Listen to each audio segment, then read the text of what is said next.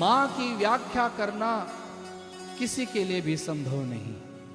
वो मां जगदम्बा, मां परम्बा, और भगवान गणेश जी की माता मां पार्वती, मां जगदम्बा, मां काली, मां कल्याणी।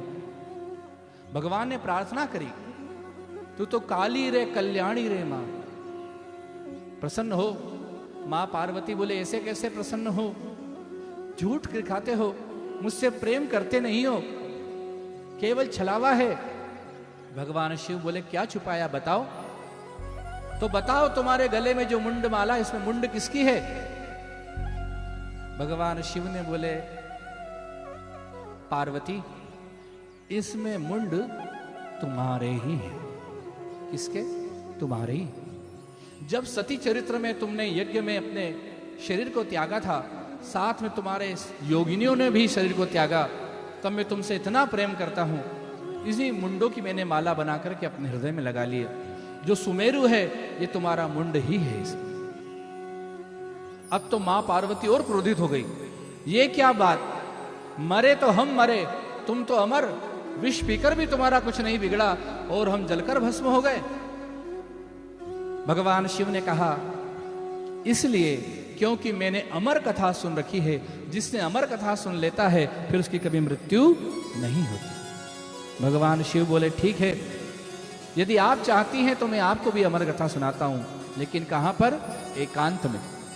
एकांत में जाकर के अमर कथा सुनाई गई, और अमर कथा जब सुनाई तो वहीं पर वो सुखदेव जी का फूटा हुआ अंडा था। पहले दिन कथा सुनने से वो अंडा जुड़ गया, दूसरे दिन कथा सुनने से प्रफुल्लित हो गया, जिससे आज आप सब प्रफुल्लित हो गए, है ना? कोई दुखी तो नहीं है ना? सब प्रसन्न हो गए। भगवान कथा है ही इतनी भाव विभोर। देखिए, कथा सुनाते सुनाते हो सकता है कि कई बार मैं भाव में चले जाता हूं। अगर मैं भाव में चले जाऊं तो आप संभाल लेना, है ना? और कभी आप भाव में चले जाएं तो मैं संभाल लूंगा, और कभी ऐसा हो कि आप और हम सभी भाव में चले जाएं तो ठाकुर जी संभाल लेंगे। बोले कृष्ण कन्हैया लाल की जय। दूसरे दिन कथा सुनी, सुखदेव जी भाव विभोर हो गए, प्रसन्न हो गए। तीसरे दिन कथा सुनी, चौथे दिन कथा सुनी, अंडा फूटकर सुखदेव जी प्रकट हुए। सातवें दिन की कथा में जब कथा सुना रहे थे, मां पार्वती को निद्रा लग गई और सुखदेव जी ने हुंकार भरना शुरू करी। कथा विश्राम हुई। भगवान शिव बोले कृष्ण कन्हैया लाल की जय। पार्वती निद्रा खुली, अरे आप कथा सुना रहे थे, भगवान कृष्ण ने उद्धव जी को क्या कहा? भगवान शिव बोले क्या कहा? अरे कथा विश्राम हो गई है, 7वां दिन सायंकाल हो गया है। मां पार्वती बोली क्षमा करना, मुझे निद्रा लग गई थी। भगवान बोले निद्रा लगी, कथा खंडित हो गई है, किंतु इस कथा को किसने सुना, किसने हुंकार भरी? तो देखा पीछे सुखदेव जी महाराज छोटे से तोते के रूप में थे। भगवान शिव को क्रोध आया। भगवान शिव बोले कथा सुनी अच्छी बात है, लेकिन कथा के नियम को भंग करना गलत बात है। कथा हमेशा व्यासपीठ के सन्मुख होकर सुनना चाहिए। ऐसा नहीं कि महाराज जी कथा टीवी पे आ रही है, मोबाइल में देख सकते तो घर बैठे ही देख लेंगे, जाकर के क्या नहीं। कथा का नियम है, कथा का पुण्य तब प्राप्त होता है जब व्यासपीठ के सन्मुख होकर के कथा सुनी जाती है। कभी भी व्यासपीठ को पीठ देकर के कथा नहीं सुनी जाती। भगवान शिव को क्रोध आया, त्रिशूल उठाया, क्योंकि सुखदेव जी पीठ पीछे पे थे। त्रिशूल लेकर दौड़े, सुखदेव जी उड़ते हुए गए और व्यास जी की पत्नी के मुख में प्रवेश कर गए। जम्भाई आई, मुख में प्रवेश किया और गर्भ में जाकर स्थिर हो गए, और 12 वर्ष तक माता के गर्भ में रहे।